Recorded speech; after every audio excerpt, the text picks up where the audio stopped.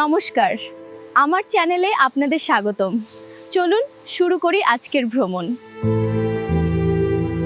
নমস্কার বন্ধুরা, আমার এই নতুন ট্রাভেল ব্লগে আপনাদের স্বাগত। আসুন আমরা একসাথে কিছু নতুন জায়গা ঘুরে দেখি।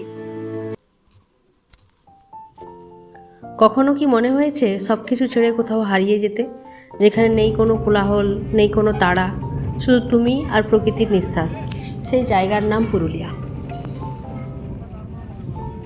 ভোরের নরম আলোয় শুরু হলো আমাদের যাত্রা। প্রথমে আমরা রূপসী বাংলা ট্রেন ধরে খড়গপুর থেকে পুরুলিয়ার উদ্দেশ্যে যাত্রা শুরু করি।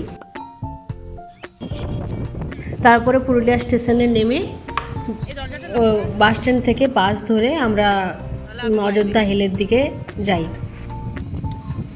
রাস্তায় ছোট ছোট গ্রাম, মাটির বাড়ি, নির্ভেজাল হাসি, এই সরলতার মধ্যেই লুকিয়ে আছে এক অদ্ভুত শান্তি, যা শহরে খুঁজেও পাওয়া যায় না।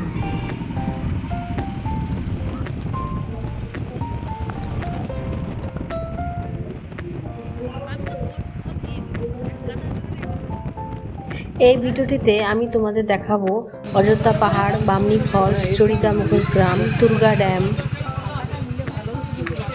আপার ড্যাম, লোয়ার ড্যাম, আরও অনেক কিছু। সাথে থাকবে পুরো ট্রাভেল গাইড। চলো শুরু করি আমাদের পুরুলিয়া জার্নি। স্টেশন থেকে বেরিয়েই প্রথমে চোখে পড়লো একটা অন্যরকম ভাইব।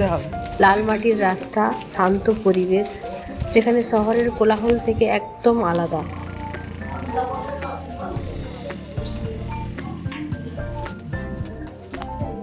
স্টেশন থেকে বাসে করে আমরা গিয়ে অযোধ্যা হিলে গিয়ে ওখানে ছিলাম।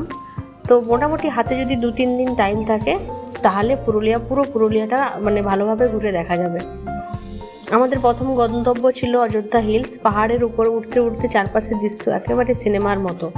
সবুজ আর লাল মাটির মিশ্রণ একটা অন্য জগৎ তৈরি করে।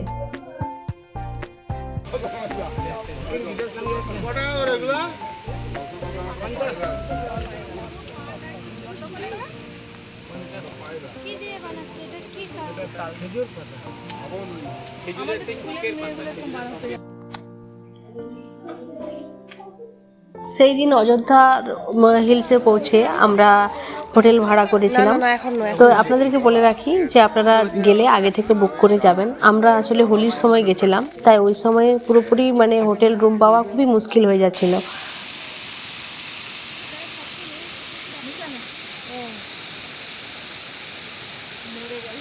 করে একটা রুম পেয়েছিলাম।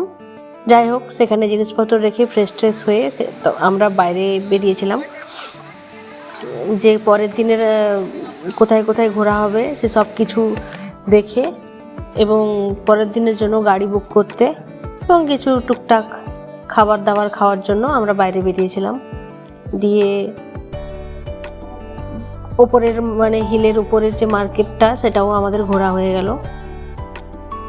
তারপরের দিন থেকে আমাদের 8টা থেকে আমাদের শুরু হলো পুরুলিয়া ঘোরা।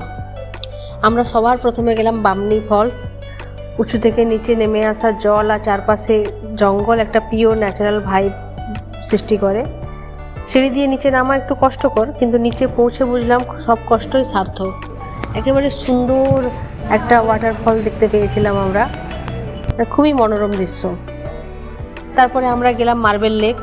সত্যি অসাধারণ, গিয়েই মনটা ভালো হয়ে গেছিলো। মার্বেল লেকে গিয়ে অনেক অগাধ ফটোগ্রাফি করেছি মার্বেল লেকে আমরা। মার্বেল লেকের পরে আমরা গেলাম দুর্গা ফলস, তারপরে গেলাম দুর্গা ড্যাম, তারপরে আমরা গেলাম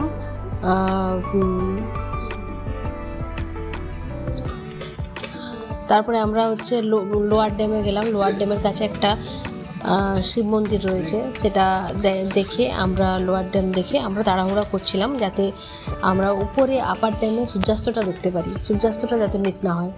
তাই আমরা তাড়াহুড়ো করে ওগুলো দেখে আপার ড্যাম গেলাম। আর সত্যি সূর্যাস্তটা আপার ড্যামের কাছে অবশ্যই আপনাদেরকে সাজেস্ট করব যে আপনারা দেখুন। মনোরম দৃশ্য, একেবারে মনটা একেবারে খুব সুন্দর হয়ে যাবে যে সূর্য পাহাড়ের মধ্যে আস্তে আস্তে ডুবে যাচ্ছে। ওই দৃশ্যটা দেখার জন্য প্রচুর টুরিস্ট ভিড় করেছিল।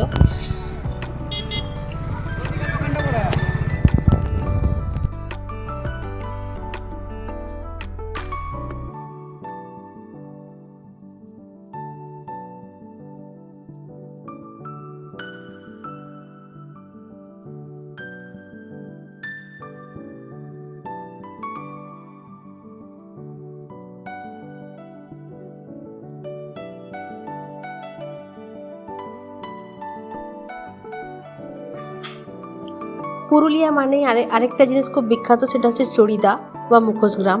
এখানে ছৌ নাচের মুখোশ তৈরি করা হয়। ছোটো ছোটো ঘরের মধ্যে শিল্পীরা নিজের হাতে বানাচ্ছেন এই মুখোশ।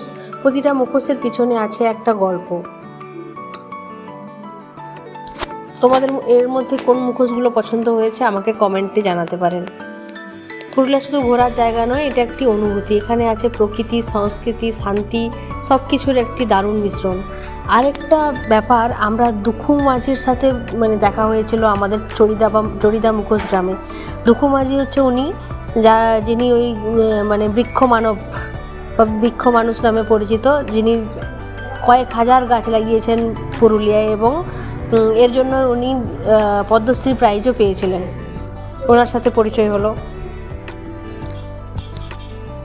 ফুড অ্যান্ড স্টের জন্য আপনারা লোকাল বেঙ্গলি খাবার, ধাবা স্টাইল খাবার সব কিছুই পেতে পারেন। Ayodhya hill resort, budget lodge ইত্যাদি বিভিন্ন জায়গায় আপনারা খেতে পারেন। আর আগে থেকে বুকিং করে আসা অবশ্যই ভালো, আগে থেকে বুকিং করেই আসবেন, নাহলে খুব ঝামেলায় পড়তে হবে। পুরুলিয়া ঘোরার সবচেয়ে সুন্দর সময় হচ্ছে বর্ষাকালটা আমার বিশেষ করে মনসুনের সময়। পাহাড়ি এলাকা খুবই সুন্দর হয়।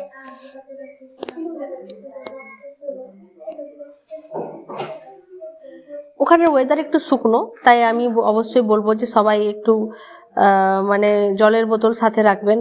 আর হচ্ছে নেটওয়ার্ক থাকে না, ক্যাশ তাই হাতে রাখা ভালো। আর বেশিরভাগ সময়ই শরীর ঠোঁট সব শুকিয়ে যায়, তাই একটা লিপ বাম সাথে রাখতে পারেন। পুরুলিয়া আমাকে শিখিয়েছে শান্তি খুঁজতে গেলে সবসময় দূরে যেতে হয় না, এই ছোট্ট জায়গাটাই তোমাকে অনেক বড় সুখ বা শান্তি দিতে পারে। ভিডিওটি ভালো লাগলে লাইক, শেয়ার আর সাবস্ক্রাইব করতে ভুলবে না। নিশানাজ এপিক মিক্সে আবার দেখা হবে নতুন কোনো জায়গায়।